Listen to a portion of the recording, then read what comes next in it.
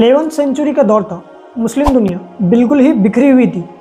हर तरफ से छोटे छोटे हुक्मरान अपनी ही सियासत में उलझे हुए थे, ऊपर से सलीबियों का जुल्म। लेकिन इसी जुल्म के दौर में एक जवान सिपाही उभर के सामने आया। उनका नाम था इमामुद्दीन जंगी। बचपन से ही इमामुद्दीन जंगी जंग के हुनर सीखते रहे। स्ट्रैटेजी, प्लानिंग, डिसिप्लिन सब में बेमिसाल। और फिर धीरे धीरे वो एक ताकतवर लीडर बन गए। जब इमामुद्दीन जंगी सीरिया के हुक्मरान बने तो उन्होंने इरादा किया कि मुस्लिम मुल्कों को एक करना है और सलीबियों को शिकस्त देनी है। लेकिन उस वक्त सबसे बड़ा मसला यह था कि मुस्लिम एक दूसरे से ही लड़ रहे थे, दुश्मन से पहले खुद आपस में जंग कर रहे थे। इन सब चीज़ों को देखते हुए इमामुद्दीन जंगी ने कहा, जब तक हम आपस में मुत्तहिद नहीं होंगे तब तक हम सलीबियों को शिकस्त नहीं दे सकते। इमामुद्दीन जंगी ने सारे शहरों को एक एक करके अपनी निगरानी में लिया, सारे करप्ट हुक्मरानों को हटाया और एक डिसिप्लिन वाली फौज तैयार की। उस फौज का नाम सुनकर दुश्मन के पसीने छूट जाते थे। इमामुद्दीन जंगी इंसाफ के मामले में बहुत सख्त थे। चाहे उनकी खुद की ही फौज का सिपाही क्यों ना हो, वो जुल्म बिल्कुल बर्दाश्त नहीं करते थे। इसलिए लोग उन्हें कहते थे, ये सिर्फ हुक्मरान नहीं, अदल और इंसाफ का निशान है।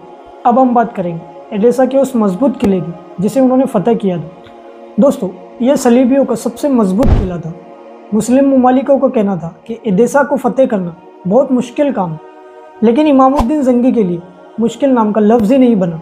उन्होंने कहा, जंग शिद्दत से नहीं अकल से जीती जाती है। 1144 में इमामुद्दीन जंगी की फौज ने एडेसा पर अचानक हमला किया और सलीबियों को इस हमले की बिल्कुल तवक्को नहीं थी, इसीलिए उनका डिफेंस सिस्टम बहुत ही आसानी से टूट गया। और फिर इस तरह से इमामुद्दीन जंगी की फौज ने एडेसा को आसानी से फतह कर लिया। सलीबियों के खिलाफ इमामुद्दीन जंगी की और मुस्लिम ममालिकों की यह सबसे बड़ी जीत थी। इस जीत ने मुस्लिम उम्मत को एक नई उम्मीद दे दी।